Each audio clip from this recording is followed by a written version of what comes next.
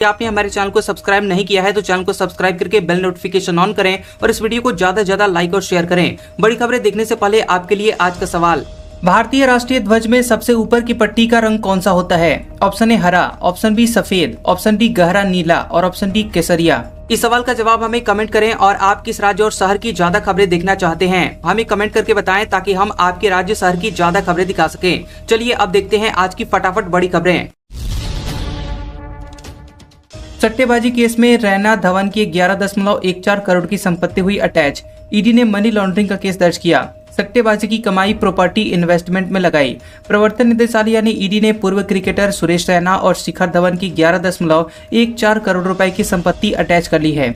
जांच एजेंसी के मुताबिक दोनों खिलाड़ियों ने ऑनलाइन बेटिंग ऐप 1xBet के प्रमोशन से हुई कमाई का इस्तेमाल निवेश और संपत्ति खरीदने में किया था। यह कार्रवाई मनी लॉन्ड्रिंग रोकथाम कानून PMLA के तहत की गई है। सोर्स के मुताबिक रैना का 6.64 करोड़ रुपए का म्यूचुअल फंड निवेश और धवन की 4.5 करोड़ रुपए की संपत्ति को अटैच किया गया है। ईडी ऑफिशियल सोर्स ने न्यूज एजेंसी PTI को बताया था कि संपत्ति को प्रोसीड्स ऑफ क्राइम यानी कि अपराध से कमाई गई संपत्ति माना गया है। सितंबर के महीने में ईडी ने 1xBet ऐप मामले में क्रिकेटर युवराज सिंह, सुरेश रैना, रॉबिन उथप्पा और शिखर धवन, अभिनेता सोनू सूद, अभिनेत्री मिमी चक्रवर्ती, TMC की पूर्व सांसद और बंगाली एक्टर अंकुश हाजरा से पूछताछ की थी। कुछ ऑनलाइन इन्फ्लुएंसर से भी सवाल किए गए थे। राहुल गांधी ने जिसकी फोटो दिखाई वह ब्राजीलियन मॉडल सामने आई। कहा क्या पागलपन है, मैं भारत नहीं गई। दावा, 10 बूथ पर इनके 22 वोट। कांग्रेस सांसद राहुल गांधी ने अपनी प्रेस कॉन्फ्रेंस में जिस ब्राजीलियन मॉडल की तस्वीर दिखाई थी उसका एक वीडियो सामने आया। सोशल मीडिया प्लेटफॉर्म X पर कई अकाउंट से महिला का वीडियो पोस्ट करते हुए दावा किया गया कि उनका नाम लेरिसा है और वीडियो में महिला पुर्तगाली भाषा में बात करते हुए कहती है, दोस्तों मैं आपको एक जोक सुनाती हूँ, ये बहुत ही भयानक है। भारत पे वोट देने के लिए मेरी फोटो का इस्तेमाल हो रहा है। मुझे भारतीय बताकर आपस में लड़ रहे हैं। देखो क्या पागलपन है, मैं तो कभी भारत नहीं गई। देश में वायु प्रदूषण रोकने के लिए सुप्रीम कोर्ट में याचिका। दावा, दिल्ली में 22 लाख बच्चों के फेफड़े खराब हुए। प्रदूषण को पब्लिक हेल्थ इमरजेंसी घोषित किया जाए। भारत भर में बढ़ते हुए वायु प्रदूषण को रोकने की मांग करते हुए सुप्रीम कोर्ट में एक जनहित याचिका दायर की गई है। याचिका ल्यूक क्रिस्टोफर काउंटिन्हो ने दायर की है। वे PM नरेंद्र मोदी के फिट इंडिया मूवमेंट के वेलनेस चैंपियन यानी कि दूत रहे हैं। क्रिस्टोफर का कहना है कि देश में वायु प्रदूषण का स्तर पब्लिक हेल्थ इमरजेंसी के अनुपात में पहुंच गया है, जिससे कि ग्रामीण और शहरी क्षेत्रों के लोगों की सेहत पर बुरा असर पड़ रहा है। याचिका में यह भी कहा गया है कि अकेले दिल्ली में करीब 22 लाख स्कूली बच्चों को फेफड़ों में इतना नुकसान हो चुका है कि उनकी रिकवरी मुश्किल है और इसकी पुष्टि सरकारी और मेडिकल स्टडीज में हुई है। रूस से कच्चे तेल का आयात घटाने की तैयारी। रिलायंस रूस की सरकारी कंपनी से तेल खरीदना बंद करेगी। अमेरिकी प्रतिबंधों का असर। भारत अब रूस से कच्चे तेल के आयात में कटौती करने की तैयारी कर रहा है। न्यूज एजेंसी PTI के मुताबिक सरकार ने यह फैसला अमेरिका से रूस पर नए प्रतिबंधों के बाद दिया है। दरअसल अमेरिका ने रूस की सरकारी तेल कंपनी रोसनेफ्ट और लुकोइल के साथ सभी तरह के लेन देन को प्रतिबंधित कर दिया था और ये प्रतिबंध 21 नवंबर से लागू हो रहे हैं। डेटा रिसर्च फर्म केपलर के मुताबिक भारत के प्रमुख रिफाइनर अब उन्हीं अमेरिकी प्रतिबंधों के कारण रूस से तेल नहीं खरीदेंगे। रिलायंस इंडस्ट्रीज रूस की सरकारी तेल कंपनी रोसनेफ्ट से तेल खरीद बंद करेगी। बैंक लोन फ्रॉड मामले में अनिल अंबानी को ईडी का समन। 14 नवंबर को पूछताछ के लिए बुलाया। 7,500 करोड़ रुपए की प्रॉपर्टी जब्त हो चुकी है। रिलायंस ग्रुप के चेयरमैन अनिल अंबानी को प्रवर्तन निदेशालय यानी ईडी ने फिर से समन भेजा है। PTI के मुताबिक ईडी ने अनिल अंबानी को 14 नवंबर को पूछताछ के लिए हाजिर होने को कहा है।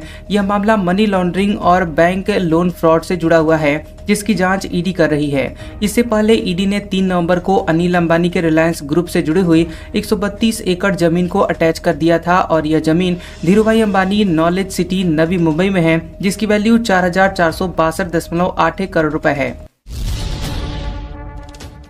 13 साल में पहली बार समर्थकों से मिल सकेगा आसाराम। दुष्कर्म केस में राजस्थान गुजरात हाईकोर्ट से मिली जमानत। 6 महीने जेल से बाहर रहेगा। दुष्कर्म केस में सजा काट रहे आसाराम को राजस्थान हाईकोर्ट के बाद अब गुरुवार को गुजरात हाईकोर्ट से भी जमानत मिल गई है। कोर्ट ने मेडिकल ग्राउंड पर 6 महीने के लिए जमानत देते हुए सजा स्थगित कर दी है। गुजरात हाईकोर्ट में सुनवाई के दौरान आसाराम उर्फ आशुमल 86 वर्षीय के वकील देवदत्त कामत ने कोर्ट को बताया कि आसाराम 13 साल से जेल में बंद है।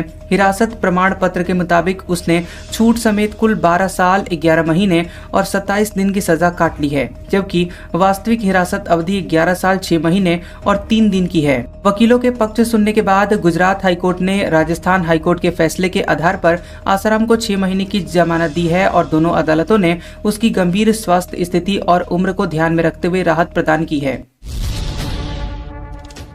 पतंजलि ने दूसरे ब्रांड के च्यवनप्राश को धोखा कहा। डाबर की शिकायत पर दिल्ली हाईकोर्ट बोला, फ्रॉड की जगह लो क्वालिटी कह लो, क्या दिक्कत है। पतंजलि एक बार फिर अपने विज्ञापन को लेकर विवादों में घिर गई है। दरअसल कंपनी ने च्यवनप्राश के एड में दूसरी कंपनियों के ब्रांड को धोखा कहा था और इसको लेकर डाबर इंडिया ने पतंजलि पर मानहानि और अनफेयर कंपटीशन का केस किया है।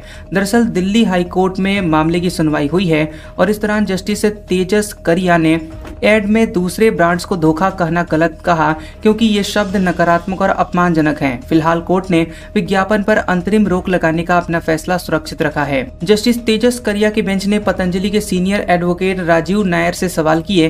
कोर्ट ने कहा कि इनफीरियर शब्द इस्तेमाल कर लो ना, इसमें क्या दिक्कत है, ये तो विज्ञापन वाली बात का मतलब ही नहीं निकलता। पश्चिम बंगाल के तालाब में सैकड़ों आधार कार्ड मिले। भाजपा ने कहा ये फर्जी दस्तावेज हैं। टीएमसी बोली एसआईआर को लेकर बंगाल में 8वीं आत्महत्या। बता दें कि पश्चिम बंगाल में वोटर लिस्ट के स्पेशल इंसेंटिव रिवीजन यानी एसआईआर प्रक्रिया के बीच सैकड़ों आधार कार्ड एक तालाब में मिला है। मामला बर्धमान जिले के ललितपुर इलाके का है। इसे लेकर तृणमूल कांग्रेस और बीजेपी अब आमने सामने आ गई है। स्थानीय मीडिया के मुताबिक ललितपुर में लोग एक तालाब की सफाई कर रहे थे। इसी दौरान तालाब में पानी में एक बड़ा बोरा मिला। इसमें कई आधार कार्ड थे। बंगाल भाजपा ने सोशल मीडिया प्लेटफॉर्म एक्स पर इसका वीडियो शेयर किया। बीजेपी ने कैप्शन में लिखा कि ममता बनर्जी सत्ता के सिंहासन पर अपनी पकड़ बनाए रखने के लिए देश की संप्रभुता से भी समझौता करने को तैयार है। हजारों फर्जी आधार कार्डों की बरामदगी ने उजागर कर दिया है कि उनके शासन ने भारत की पहचान प्रणाली को किस हद तक खतरे में डाल दिया है। जापान में भालुओं को पकड़ने के लिए अब सेना को तैनात किया गया। 7 महीने में 100 हमले, 12 की जाने गई। लोगों को घरों में घंटियां रखने की सलाह दी गई। जापान में कुछ इलाकों में भालुओं को पकड़ने के लिए सेल्फ डिफेंस फोर्सेस यानी एसटीएफ को तैनात किया गया है। भालू विभाग के अधिकारियों के मुताबिक यहाँ के पहाड़ी इलाकों में भालुओं का आतंक बढ़ता जा रहा है और अप्रैल से अब तक पूरे देश में 100 से ज्यादा भालुओं के हमले हो चुके हैं, जिनमें 12 लोगों की जाने गई हैं और सबसे ज्यादा लोगों की जान अंकिता प्रांत और पड़ोसी शहर इवाते में हुई है। अंकिता में भालू दिखने की घटनाएं इस साल 6 गुना बढ़कर 8000 से ज्यादा दर्ज की गई। स्थिति बेकाबू होने पर प्रांत के गवर्नर ने सेना की मदद मांगी और एसटीएफ के सैनिक काजूनो शहर पहुंचे, जहां वे भालू पकड़ने के लिए स्टील जाल लगाने में स्थानीय अधिकारियों की मदद कर रहे हैं। पाकिस्तान में आर्मी चीफ को और ताकत मिलेगी। संविधान बदलने के लिए संसद में वोटिंग होगी। सभी मंत्रियों का विदेशी दौरा रद्द। पाकिस्तान की शहबाज शरीफ सरकार संविधान में 27वां संशोधन लाने की तैयारी कर रही है। इससे सेना प्रमुख को ज्यादा ताकत मिल सकती है और प्रांतों को मिलने वाला पैसा कम हो सकता है। रिपोर्ट्स के मुताबिक संशोधनों के बाद पाकिस्तानी संविधान के आर्टिकल 243 में बदलाव किया जाएगा। यह आर्टिकल सेना प्रमुख की नियुक्ति और आर्म्ड फोर्स के कमांड से जुड़ा हुआ है और इसके तहत कमांडर इन चीफ नाम से नया संवैधानिक पद भी बनाया जा सकता है। इस बिल को लेकर पाकिस्तानी संसद के निचले सदन नेशनल असेंबली में 14 नवंबर को वोटिंग होगी, जिसको देखते हुए सरकार ने सभी मंत्रियों के विदेशी दौरे रद्द कर दिए हैं। पीओके में पाकिस्तानी सरकार के खिलाफ जेनजेट का प्रदर्शन, कातिलों जवाब दो का नारा लगाया। फीस बढ़ने और एग्जाम में सुधार को लेकर सड़कों पर उतरे। नेपाल बांग्लादेश के बाद अब पाकिस्तान के कब्जे वाले कश्मीर यानी पीओके में जेनजेट पाकिस्तानी सरकार के खिलाफ सड़कों पर उतर आए हैं। वे एजुकेशन सिस्टम में बदलाव, परीक्षा में ई मार्किंग सिस्टम की खामियां और जरूरी सुविधाओं की कमी की वजह से प्रदर्शन कर रहे हैं। यह आंदोलन 4 नवंबर को मुजफ्फराबाद में university of Azad and Jammu and Kashmir से शुरू हुआ। छात्र सेमेस्टर फीस में बढ़ोतरी का विरोध कर रहे थे और इसमें एक छात्र को लगने से घायल हुआ, जिसके बाद यह प्रदर्शन और भी हिंसक हो गया। यह प्रदर्शन मुजफ्फराबाद से निकलकर मीरपुर, कोटली, रावलकोट और नीलम वैली तक फैल चुका है। लाहौर में भी इंटरमीडिएट छात्रों ने धरना दिया है। छात्रों ने आजादी और कातिलों जवाब दो, खून का हिसाब दो जैसे नारे लगाते हुए पाकिस्तानी सेना पर अत्याचार के आरोप लगाए हैं। मुंबई में मोनोरेल ट्रेन डीरेल होकर हवा में लटकी, 3 कर्मचारी घायल हुए। ट्रायल में एक बीम से दूसरे बीम पर शिफ्टिंग के दौरान यह हादसा हुआ। बता दें कि मुंबई के वडाला डिपो में एक मोनोरेल ट्रेन ट्रायल के दौरान डीरेल हो गई। ट्रेन का इंजन पटरी से उतरकर हवा में लटक गया।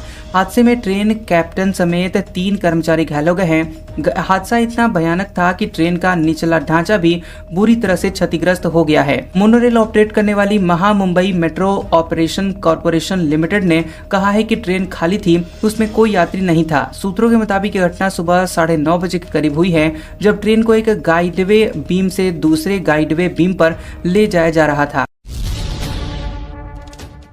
सीजेआई बोले, कोर्ट न्याय का मंदिर हो, 7 स्टार होटल नहीं। बॉम्बे हाई कोर्ट के नए परिसर की नींव रखी, फिजूल खर्ची न करने की सलाह दी।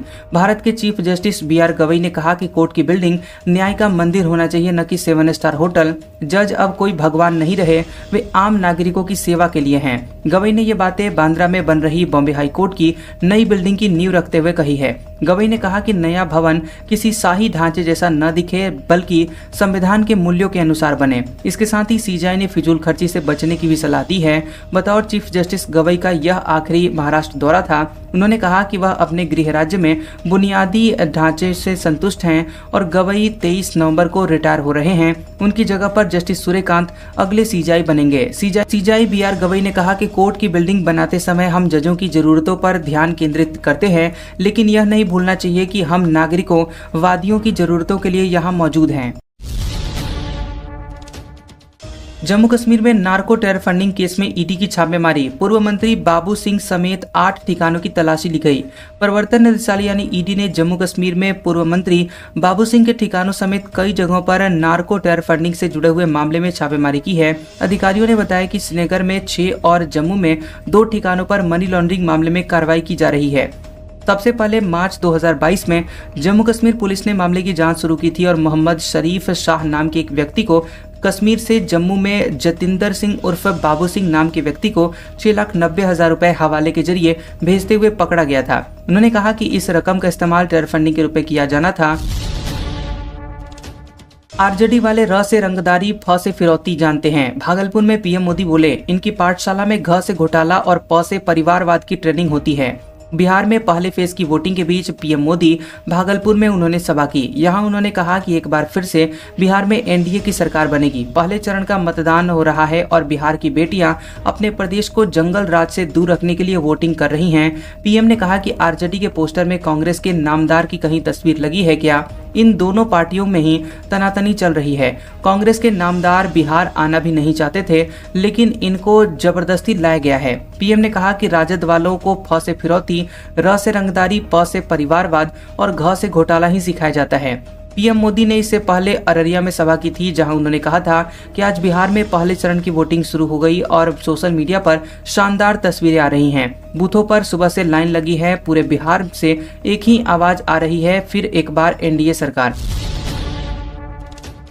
बिहार में 121 सीटों पर वोटिंग खत्म। 5 बजे तक 60.13% मतदान हुआ। सबसे ज्यादा बेगूसराय में 67.32%, शेखपुरा में सबसे कम 52.36% वोटिंग हुई।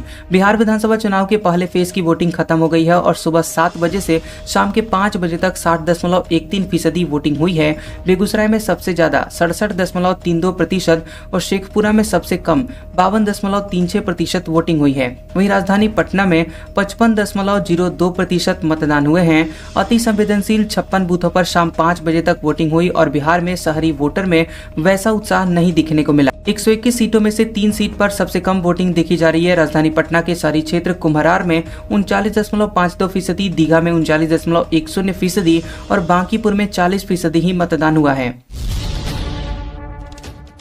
जम्मू कश्मीर, उत्तराखंड और हिमाचल प्रदेश में बर्फबारी, तापमान माइनस में। गुलमर्ग बना व्हाइट वंडरलैंड। दिल्ली, यूपी समेत 7 राज्यों में ठंड बढ़ी, पारा 3 डिग्री सेल्सियस तक गिरा। हिमाचल में 3 राज्यों जम्मू कश्मीर, उत्तराखंड और हिमाचल प्रदेश में बर्फबारी शुरू हो गई है। जम्मू कश्मीर के बारामूला में गुलमर्ग व्हाइट वंडरलैंड में बदल गया। उत्तराखंड में बद्रीनाथ, केदारनाथ धाम भी बर्फ से ढक गए हैं। हिमाचल प्रदेश के ऊंचाई वाले इलाकों लाहौल और स्पीति और किन्नौर, कुल्लू में ताज़ा बर्फबारी हुई है, जिससे तापमान में गिरावट आई है और देश भर से लोग बर्फबारी का नज़ारा देखने के लिए पहुंच रहे हैं। ताबू में पारा -2.2 डिग्री सेल्सियस, हुकुमसरी में -1.8 डिग्री सेल्सियस और केलांग में 0.4 डिग्री सेल्सियस तापमान दर्ज किया गया। इधर पहाड़ी इलाकों में बर्फबारी का असर मैदानी राज्यों में नजर आने लगा है और दिल्ली, राजस्थान, मध्य प्रदेश, उत्तर प्रदेश, राजस्थान, पंजाब, झारखंड में ठंडी हवाएं चलने से तापमान में 3 डिग्री सेल्सियस की गिरावट दर्ज की गई है। मौसम विभाग के मुताबिक इन राज्यों में अगले 3 दिन में ठंड जोर पकड़ लेगी। दिल्ली के ऊपर उड़ने वाले विमानों को मिले गलत सिग्नल, नेविगेशन और विमान की पोजीशन बताने में गलती हुई, सरकार ने जांच शुरू की। दिल्ली में पिछले एक हफ्ते से विमानों के जीपीएस सिग्नल में फेक अलर्ट आ रहे हैं। इसे जीपीएस स्पूफिंग कहते हैं। इसके तहत पायलटों को गलत लोकेशन और नेविगेशन डेटा अलर्ट मिल रहे हैं। एयर ट्रैफिक कंट्रोल के सूत्रों के मुताबिक दिल्ली के करीब 100 किलोमीटर के दायरे में ऐसी घटनाएं सामने आ रही हैं। Flight regulator directorate general of civil aviation DGCA को इस बारे में जानकारी दे दी गई है। स्पूफिंग एक प्रकार का साइबर अटैक होता है जो कि नेविगेशन सिस्टम को गुमराह करने के लिए फेक जीपीएस सिग्नल भेजता है। ज्यादातर इसका इस्तेमाल वॉर जोन में किया जाता है ताकि दुश्मनों के ड्रोन और विमानों को नष्ट किया जा सके। यूपी में अप्रैल से जुलाई के बीच होंगे पंचायत चुनाव। 75 करोड़ बैलेट पेपर छप रहे हैं। अब दोगुना खर्च कर सकेंगे प्रत्याशी। उत्तर प्रदेश में त्रिस्तरीय पंचायत चुनाव अप्रैल से जुलाई 2026 के बीच करवाए जाएंगे। राज्य निर्वाचन आयोग ने पंचायत चुनाव तय समय पर कराने की पूरी तैयारी कर ली है। राज्य सरकार की ओर से जैसे ही SC/ST के आरक्षण का निर्धारण करके वार्ड, ब्लॉक और जिला पंचायतें आरक्षित कर दी जाएंगी, आयोग चुनाव प्रक्रिया शुरू कर देगा। उधर आयोग ने पंचायत चुनाव में चुनाव खर्च की सीमा बढ़ाई है। इसके साथ ही उम्मीदवारों के लिए आवेदन शुल्क और जमानत राशि भी बढ़ाई गई है। बता दें कि राज्य निर्वाचन आयुक्त राज प्रताप सिंह ने 4 नवंबर को यूपी के सभी जिला निर्वाचन अधिकारियों के साथ वीडियो कॉन्फ्रेंसिंग की थी और इसमें उन्होंने कहा था कि पंचायत चुनाव तय समय पर करवाए जाएंगे, इसलिए सभी डीएम भी अपने अपने जिलों में इसकी तैयारियां पूरी कर लें। उन्होंने मतदाता सूची में डुप्लीकेट मतदाताओं के नाम हटवाने और पात्र मतदाताओं के नाम जोड़ने पर जोर दिया।